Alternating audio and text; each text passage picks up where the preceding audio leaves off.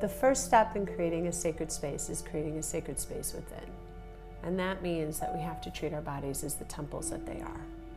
More often than not, we keep pushing ourselves to go that extra mile, to try harder, to do more, when in fact we really need to take a step back and take care of ourselves. Running ourselves ragged is no way to create a sacred space. So what I would like to suggest is take care of your mind, body, and spirit. And by doing that, if you have to segment how, then do so. And if you could do all three at once by, say, taking a very long hot bath or shower, that would be a place to begin. Taking a step away from what's going on and clearing your mind is one of the best things that can happen. And it's also showing how we're going to nurture ourselves. What you need to invest in is yourself. And by doing so, you're showing you how much you care about yourself. First, I would start with meditation, and I would clear your mind as best as you can. And sometimes we just need to take a deep breath and let go. If you can put yourself in a place of meditation, if you have the time to just do even a few moments of meditation, do that.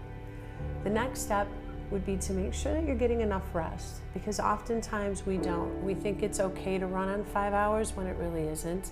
And I think we all know that, but we don't want to admit that to ourselves. In addition to that, if you can't get a full 8 hours of night sleep, try to get a nap, because those 20 minutes can really refuel us and re-energize us, and that's super important also. And when you don't, or when you second guess, or when you shorten it for yourself, you're basically sending a message to yourself and to universe, God, your higher power. You're not worthy, but you are. But this is the way that society is. If we sacrifice ourselves, we give to some others, when we really have to take it back and give to us, because it's important. As I was saying, when we stand at the counter and we eat a microwave meal and we eat it out of the container, or worse yet, we stand next to the counter eating it, I did for years, what was I saying to myself? This is the amount of value I have. A meal that takes 5 minutes to cook, to eat out of a plastic container, to throw in the trash, and I went about my life.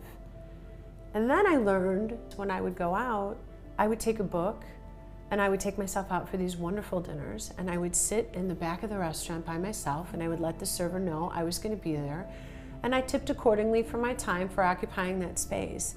And I walked away knowing that I just had a date with myself, the most important person in the world, me.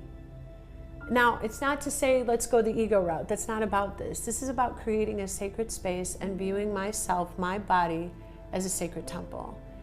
And I started to go out to dinner once a week. And it was very difficult to go by myself, because you would walk in and then you started thinking, who's watching me? What are they saying about me? She's here again. But you know what? I got over all that, because I wanted my sacred space. And I knew that it was an internal thing. I had a client who had, when we were talking about mind and body and spirit when I was with her, and she had her pajamas, and her pajamas were these shreds of clothing. And I said, why do you keep getting in bed in those every night? And she's like, well, you know, it's no big deal, it's only me. And I said, but what if it's only you forever? Why not have the best pajamas that you love, because you still see you when you go to bed every night? That's very important.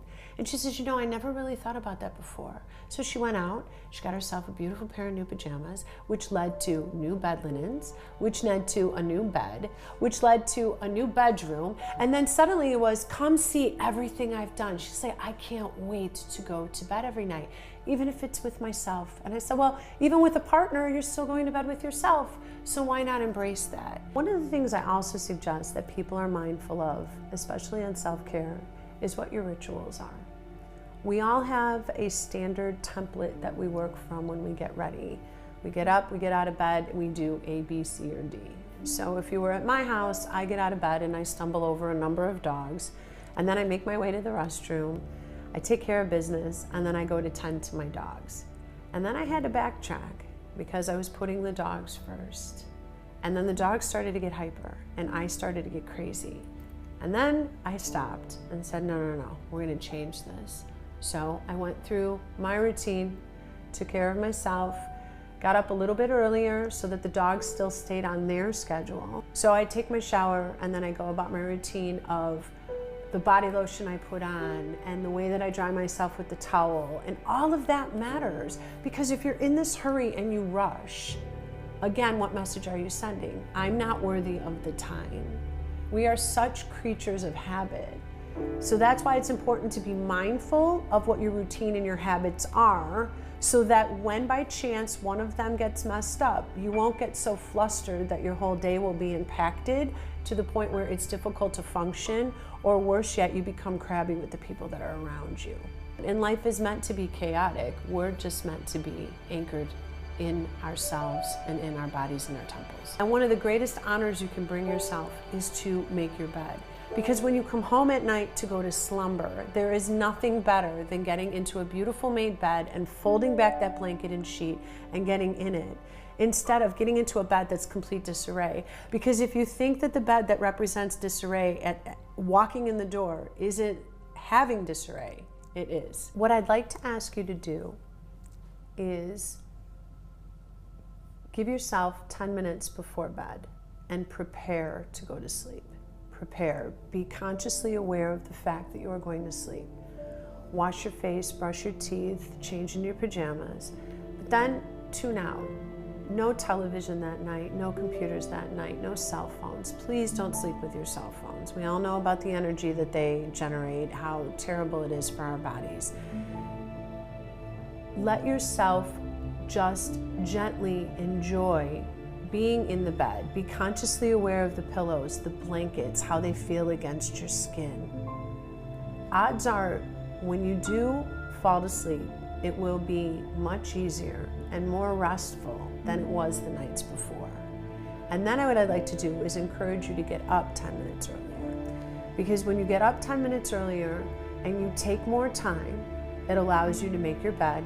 It allows you to be consciously aware of the routine that you take in the morning.